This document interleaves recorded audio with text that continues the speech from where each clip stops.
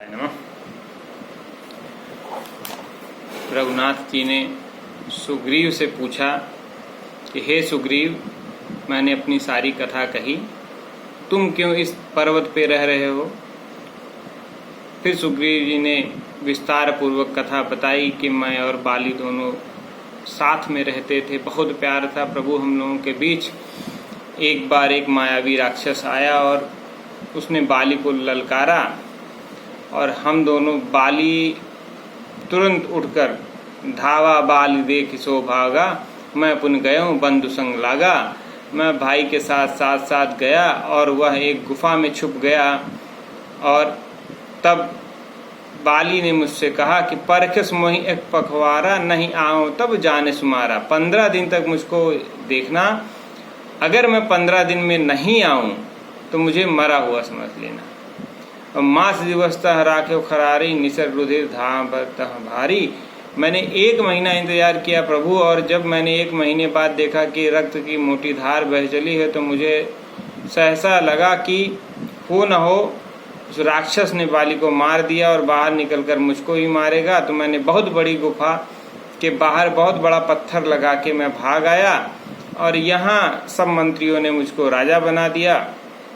और उधर बाली उस राक्षस को मार के जब आया और यहाँ देखा कि मैं राजा बन के बैठा हूँ, तो बालिता ही मारे गृह आवा, देख मोहि जिह वेद बढ़ावा, रिप समान मोहि मारे से भारी। मुझको उसने शत्रु के समान बहुत मारा और हर लीने सर्वस अरुणारी। तो राज्य के साथ मेरी स्त्री को भी उसने अपने वश में कर लिया। और ताके भय रघुवीर कृपाला, सकल भुवन में फिरूं बिहाला। उसी के भय से प्रभु मैं यहाँ रहता हूँ, क्योंकि इस पर्वत पे उसको श्राप है कि इस पर्वत पे यदि बाली आएगा तो उसका मरना निश्चित है। तो सुन सेवक दुख दीन दयाला, फरक उठी द्वय भुजा विशाला। सुन सुग्रीव मैं मारी हूँ, बाल ही एक ही प्राण बाण, और ब्रह्म रुद्र शरणागत गए न उबरहि प्राण। भगवान ने कहा कि मैं एक बाण में ही बाली का वध करूंगा, और कहीं भी चला जाए बाली, लेकिन वह बचेगा नहीं। फिर भगवान ने मित्र की बातें बताई कि जे न मित्र दुख होए दुखारे, तिन्हें बिलोकत पातक भारे, निज दुख गिरसम राज करी जाना, मित्रक दुख रज मेरु समाना। कि मित्रता जो है वह प्रेम की होती है, और मित्र के दुख में यदि कोई दुखी नहीं है तो वह मित्र नहीं है। इस प्रकार भगवान ने भांति भांति प्रकार से बाली को यह ढांढस दिया कि मैं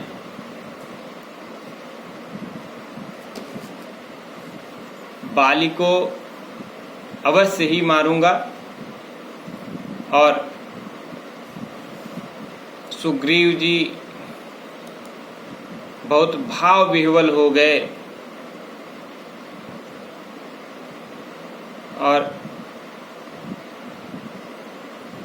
सुग्रीव ने भगवान से कहा कि हे प्रभु, जो 7 ताल के वृक्ष और दुंदुभी राक्षस की हड्डियों को एक साथ 100 योजन फेंक देगा, वही बाली को मार सकता है। भगवान ने अपने अंगूठे से दुंदुभी राक्षस के कंकाल को 10 योजन दूर फेंका। 10 योजन दूर फेंक सकता हो, तो भगवान ने 10 योजन दूर फेंका, और एक ही बाण से अलग अलग दिशाओं में फैले समस्त ताल के वृक्षों को काट कर गिरा दिया। अब बाली को विश्वास हो गया, अब सुग्रीव जी को विश्वास हुआ कि बाली अवश्य ही मारा जाएगा प्रभु के हाथ। और तब बार बार पद नावहीं पद सीसा, प्रभु जानि मन हर्ष कपीसा। उपजा ज्ञान बचन तब बोला, नाथ कृपा मन भयं अलोला। सुख संपत्ति परिवार बढ़ाई, सब परिहन करिहं सेवकाई। अब बाली को भक्ति जागृत हुई भगवान के प्रति, और बाली ने कहा कि हे प्रभु, जो हो गया वह हो गया, मेरा मन स्थिर हो गया है, अब सुख संपत्ति न दीजिए, बस मुझे अपनी भक्ति दे दीजिए। क्योंकि यह सब भक्ति में बाधक हैं। और भगवान ने बाली को ढाढ़स बधाया कि हे बाली, तुम्हें सब कुछ मिलेगा, जो कछु कहें सत्य सब होई, सखा वचन मम मृषा न होई। तुम धैर्य रखो और बाली को जाके बुलाओ और बाली के साथ तुम्हारा युद्ध होगा। तब रघुवीर सुग्रीव पठावा, गरज सजाहि निकट बल पावा। सुनत बाली क्रोधातुर धावा, गहि कर चरण नारी समझावा। बाली की नारी तारा जी ने समझाया बाली को कि क्यों जा रहे हो, भगवान राम स्वयं आए हैं और तुम्हारी मृत्यु से संबंधित जितनी भी बातें हैं सब घटित हो रही हैं, इसलिए कृपा करके मत जाओ। और बाली ने बहुत सुंदर बात कही, कह बाली सुन भीरु प्रिय समदर्शी रघुनाथ, और जो कदाचि मोहि मारी हूँ तौ पुन हो सनाथ। उसने कहा कि वैसे तो भगवान समदर्शी हैं, भगवान मेरे और सुग्रीव में भेद नहीं करेंगे, लेकिन यदि भगवान मेरा वध भी करते हैं तो भी मैं सनाथ हूँ, क्योंकि प्रभु के हाथों से ही मारा जाना जीवन का अंतिम लक्ष्य है। तो प्रभु की गोद में मरूंगा तो मुझे उसमें कोई आपत्ति नहीं, मुझे जाने दो। इस प्रकार बाली आया और बाली और सुग्रीव के बीच में भयंकर युद्ध हुआ और सुग्रीव जी भागते हुए फिर राम जी के पास पहुंचे और कहे प्रभु बाली मार डालेगा, जब तक आप मारेंगे उससे पहले ही बाली मुझे मार डालेगा। तो भगवान ने बताया कि एक रूप तुम भ्राता दो तई ब्रह्म ते न मोई मारे सो, और कर परसा सुग्रीव शरीरा, तनु भाकुलिस गई सब पीरा। भगवान ने सुग्रीव जी के शरीर पे हाथ फेरा और उनके शरीर की समस्त पीड़ा दूर हो गई। और मेलिकंठ सुमन कै माला, पठवा पुनि बल दे विशाला। और उनके कंठ में तुलसी जी की माला डाल दी और पुनः उनको युद्ध के लिए भेज दिया।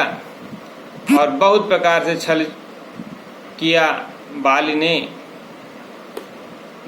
लेकिन भगवान ने एक ही बाण में बाली का वध किया।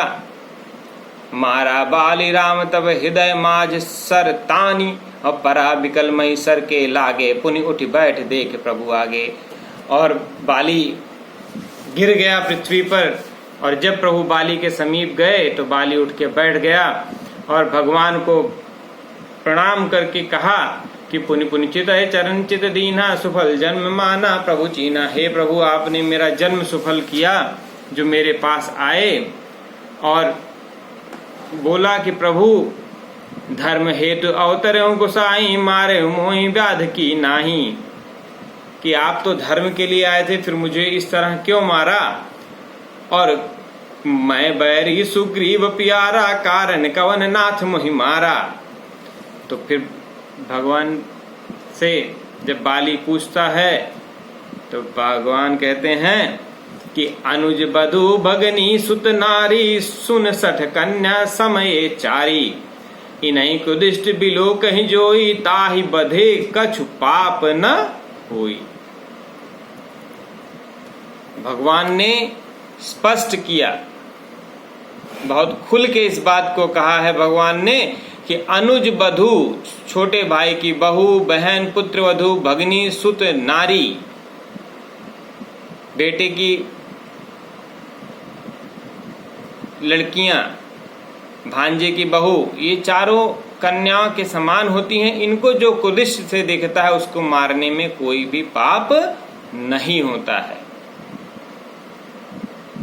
तो मूढ़ तो ही, फिर भगवान ने कहा कि मूढ़ तो ही अतिशय अभिमाना, नार सिखावन करस नकाना, मम्बुज बल आश्रित जही जानी, मारा चाहे अधम अभिमानी।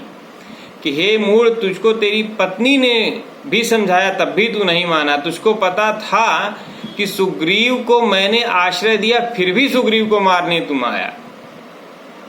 और जब सुग्रीव के गले में माला डाल के मैंने भेजी, उसके बाद भी तुम सुग्रीव को मार रहे हो और फिर मुझसे पूछते हो कि प्रभु मुझे क्यों मारा।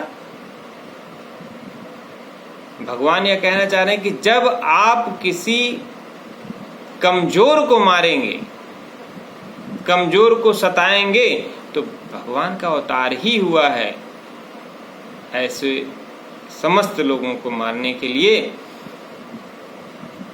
फिर बाली ने अपना दंड स्वीकार किया। बाली ने कहा भगवान से, सुनत राम अति कोमल बानी, बाल शीस परसो निज पानी। बाली ने भगवान के सर पे अपना, भगवान के चरण पर अपना सर रख दिया। अचल करहु तन राखहु प्राणा, बाली कहा सुन कृपा निधाना। भगवान परम दयालु, भगवान ने कहा कि हे बाली, तुमने अपनी गलती मान ली, मैं तुम्हारे प्राण वापस कर देता हूँ। लेकिन बाली बहुत बुद्धिमान था, बहुत बुद्धिमान था बाली। बाली ने कहा कि जन्म जन्म मुनि जतन कराही, और अंत राम कहीं आवत नाही। हे प्रभु, जन्म जन्म तक मुनि यतन करते हैं, लेकिन मरते हुए राम नाम मुंह से नहीं निकल पाता है। जासु नाम बल शंकर काशी, देत सबहि समगति अविनाशी। और मम लोचन गोचर सोई आवा, बहुर की प्रभु अस बन ही बनावा। हे प्रभु, वह राम जी स्वयं मेरे आगे हैं और मेरा अंतिम क्षण है।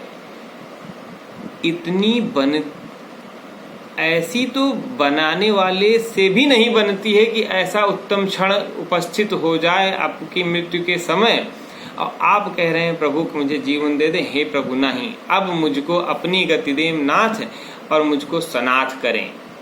अब बने काम को प्रभु बिगाड़े नहीं, अब मुझको जाने दें। मेरा जो कर्म था भगवान वह पूरा हुआ। अब नाथ कर करुणा बिलो, कहीं देहूं सो बर मांग हूँ। जहि जन्म कर्म कर्म वस्तः, राम पद अनुराग हूँ। यह तनय मम संविनय बल कल्याण, प्रभु की लीजिए। गही बांसुर नर नाह, आपन दास अंगद कीजिए। उसने कहा भगवान, मैं यही वर मांगता हूँ कि अपने कर्मों के फल के अनुसार जहाँ भी जन्म लूँ प्रभु, लेकिन एक चीज आपसे मांगता हूँ आज, कि मेरे जीवन में मात्र एक राम नाम के प्रति ही प्रेम रह जाए जब भी, अगर मुझे अगला जन्म मिले। और हे बल और कल्याण प्रदान करने वाले प्रभु, अंगद मेरा पुत्र है, इसको अपना दास बना ले। राम चरण दृढ़ प्रीति कर, बालिकीन तनु त्याग। और सुमन माल जिम कंठ ते, गिरत न जानहि नाग। बाली ने कहते हुए अपना प्राण त्याग दिया और बाली की उत्तम गति को प्राप्त किया। भगवान ने बाली राम निज धाम पठावा, नगर लोग सब व्याकुल था। भगवान ने बाली को अपने धाम भेजा और यहाँ सब लोग परेशान हो गए, सब व्याकुल हो गए बाली की मृत्यु को सुनकर।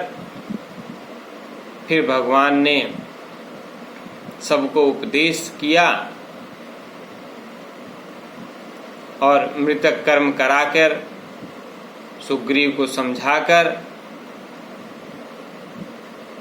राजनीति का ज्ञान दिया और सुग्रीव को बोला कि राजा सुग्रीव होंगे और अंगद युवराज होंगे।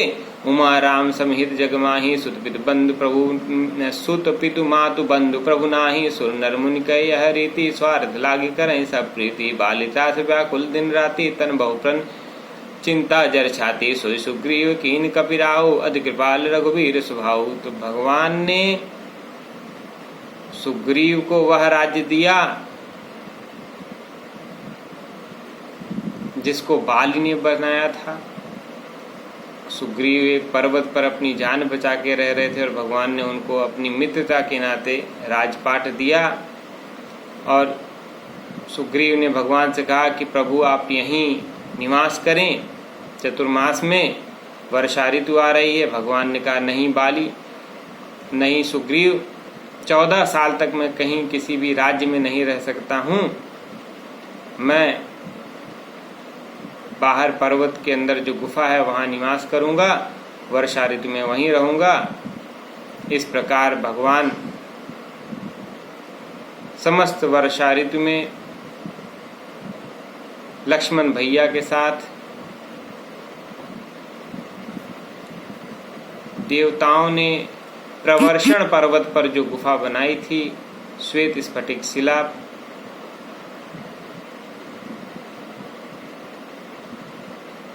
की बनी हुई वह गुफा, भगवान ने विराजमान हुए और भगवान अब भिन्न भिन्न प्रकार की कथाएं लक्ष्मण भैया को बताते हुए समस्त वर्षा ऋतु गुफा में ही व्यतीत किए। इस प्रकार बालिका वध और सुग्रीव को राज्य मिला। अगली कथा अगले अंक में, तब तक के लिए जय श्री सीताराम।